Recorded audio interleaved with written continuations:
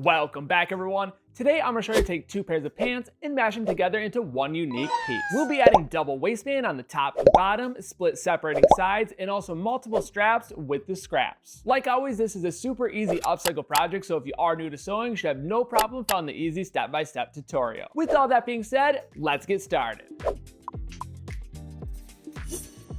Getting started with supplies, you'll need two pairs of pants, and you can use any style of pants for this project. I'll be using two pairs of denim jeans, but you can actually switch it up and use whatever material pants you would like. And what we're going to be doing is cutting down the side seam of one pair of pants and then adding the second pair of pants into that side seam. So before we get started, you want to first pick your base pair of pants and then your secondary pair of pants, which we'll be adding to the base pair of pants. And once you figured that out, we're going to place the secondary pair of pants off to the side. Now that we have just the base pair of pants, we're going to locate the side seam, and this is where we're going to be making our first cut. And we're not going to be cutting directly on the side seam, we're going to be cutting about 1 to 2 inches away from the side seam. This is because we don't want to cut into the side pocket, and we also don't want to cut through the rivets. So at the top of the pants, you want to cut in between the back pocket and the side seam. Then you carry that distance from the side seam all the way down the pants. And it doesn't have to be perfect, the main goal is to have enough room on each side to make a stitch so you don't go through the pockets. And this can be pretty tricky with the side pockets because sometimes they're built into the side seam, and if that's the case, it's okay to cut closer to the back pocket instead of the side pocket. But as long as you have a little bit of room to make a stitch, you should be good to go. But that's all we have to do to prepare the base pair of pants, so now we can grab the secondary pair. Lay the secondary pair on top of the base pair with the waistbands going in opposite directions. We'll be adding the waistband from the secondary pants to the leg opening of the base pair of pants. And we'll be extending that split side all the way up to the top pair of the base pants. We will be adding it as a taper because when we get to the top, we don't want to change the actual size of the waistband, and we also want to try to include the full pocket from the secondary pair of pants. So what we're going to do is cut the secondary pair of pants on an angle so we include that pocket and then taper it towards the top. If you need to cut through the pocket, that's totally fine, but we're also going to be removing fabric from the base pair of pants to make up for the fabric we're adding so we don't have a huge difference in the width. But anyways, once you decided on the angle of the cut, grab your scissors and cut from the top to the bottom. And as you can see, I kind of cut around the pocket and then tapered back out towards the edge. Now open up the side seams of the base pair of pants and add the secondary pair of pants. Now for this next step, we're going to be attaching the pair of pants, and there's a lot of different ways you can do this. You can sew the right side together and have clean seams where the secondary meets the base pair of pants. You also can decide on how much of that secondary pair of pants you want poking through the base pair of pants. So if you trim away more of the base pair of pants, you're going to have more of the secondary pair of pants showing on the sides. There's no right way to do it. It really comes down to preference and style you're going for. And once you made that decision, cut away the extra fabric from the base pair of pants. Remember to leave as much as possible near the pockets and all the fabric at the waistband. Now you can lay the base pair of pants out flat and see what you have to work with. You can always remove more if needed. Like I previously said, you can sew the right side together to get a clean edge, or you can lay it out flat and sew the wrong side to the right side to expose the raw edge of the base pair of pants. And this is a style I'll be making for the project. I also left a lot more fabric on the base pair because I want to make a design within the stitch and then remove the fabric in later steps. And that's exactly what we're going to be doing next, so grab a dissolvable marker or chalk and make your stitch design. You also want to taper this one out away from the pockets at the top so you don't sew through them. After you have your design mapped out, place a few pins so the two layers don't shift around.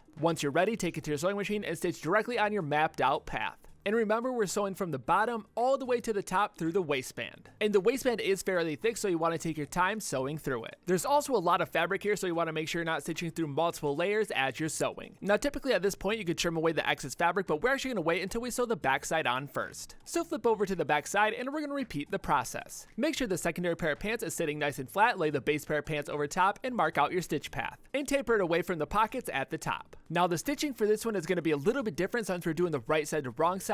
Pants are closed off, so you can't really sew through the full stitch. You have to go from the bottom and also the top. So what I like to do is start at the bottom, so as far as I can up the pant, and then I go from the top and then meet at that midpoint. But if you're sewing the right side together, you're not going to run into this issue. And there's a lot of different techniques for sewing loops like this. You can really just keep bunching it up and sewing as far as you can. It really comes down to what machine you're working with. But regardless of the machine, you can always go from both directions to seal it off. But anyways, moving on to the next step, we're going to trim away some of this excess fabric. And I'm not going to be removing all of it all the way up to the seam. I'm actually going to leave a little bit so we can attach straps in later steps. If you're not going to be attaching the straps, then you can cut as close to that stitch as you would like. If you're unsure, I'd remove just a little bit to start, and then you can always remove more later on. Because if you cut too much, you can't really add it back on, so it's best to remove a little bit at a time. If you are using denim, these edges are going to be perfectly straight after cutting them, but that's going to be cured in later steps after we throw it into the wash. After a few wash cycles, the edges start to unravel, fray up, and start to look really nice and distressed. Also, the more more fabric you leave along the edge, the more it's going to unravel and the strands are going to be longer. So that's another design concept to think about when you're trimming down the fabric. And real quick, taking a look at the waistband, I actually try to meet the two sides up back at the cut point. This way I don't change the overall size of the pants. And feel free to add a couple extra tack stitches along the waistband to prevent it from ripping apart. Also, depending on how much excess fabric you have on the secondary fabric layer, you can trim that along the seam. If you do have a lot on the inside, you can always serge it down shorter to clean it up so it's a nice professional inside. Or if you don't have a serger, you can roll the edge over twice to get a nice clean edge. And this is not mandatory, it's just a way to take your project to the next level if you're trying to sell the item. But anyway, for now the pants are complete, so for the moment we can place them off to the side and grab the scrap fabric you have left over from the secondary pair of pants. The first thing we're going to do is cut the strips. I'm trying to cut mine about 2 inches wide, and I'm also trying to get as many strips as possible. You can always cut the strips more narrow if you don't have a lot of fabric left over. And I'm trying to get as many as possible because we're going to be sewing these together to make a longer strip. For my pair of pants, I want 2 30-inch straps and also 2 10-inch straps. So what I'm going to do is lay these out with right sides together to make 2 30-inch straps and also 2 10-inch straps. More than likely, you're going to be working with different measurements, so you'll want to lay your strips out to your measurements. Once you have everything lined up and right sides together, we're going to stitch the side edges at a 1/4 inch seam allowance, flip the right sides out, and add a top stitch. As you can see, I only have 3. This is because my 10-inch strips are going to be in one strip and I'll trim it in half later. But now what we're going to do is fold the strips in half with right side together and stitch both the side edges at a 1/4 inch seam allowance.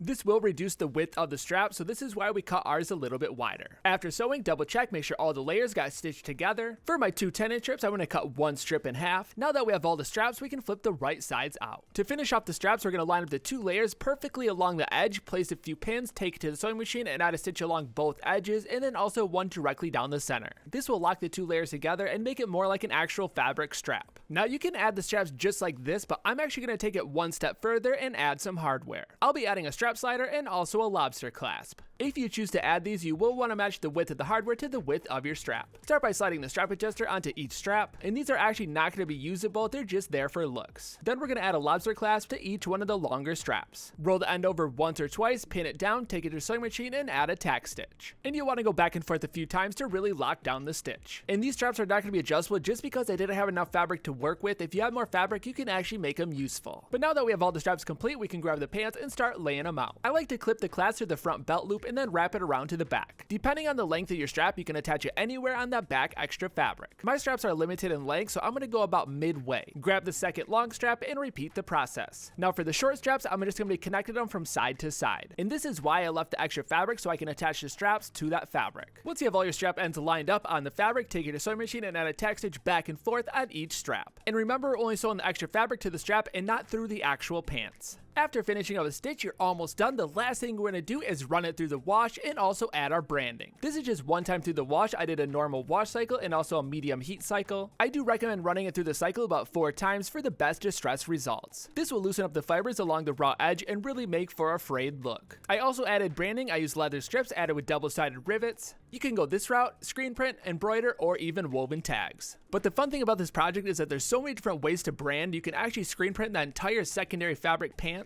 before you sew it on, so it looks like part of it's fully branded on the inside. The possibilities are endless, so I hope you had some fun with the project and made a pair of pants that's unique to your style. And there you have it, your new double-sided jeans are complete. And there's so many different looks you can take with this project when it comes to picking out your jeans to making your stitch going up. So I hope you have some fun with this project, and like always, I'd love to see what you come up with, so tag me on Instagram at Proper Fit Clothing, and until then, I'm gonna keep the videos coming at you, so I'll see you next time.